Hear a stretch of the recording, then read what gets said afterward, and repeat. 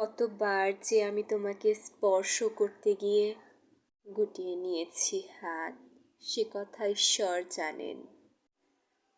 তোমাকে ভালোবাসার কথা বলতে গিয়েও কতবার যে আমি সে কথা বলিনি, সে কথা আমার ঈশ্বর জানেন।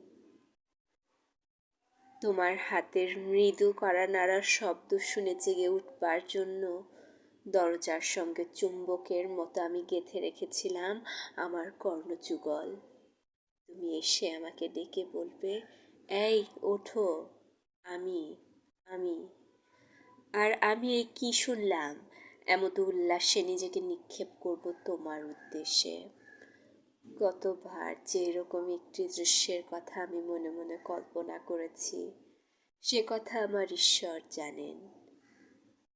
আমার চুল পেকেছে তোমার জন্য, আমার গায়ে জ্বর এসেছে তোমার জন্য।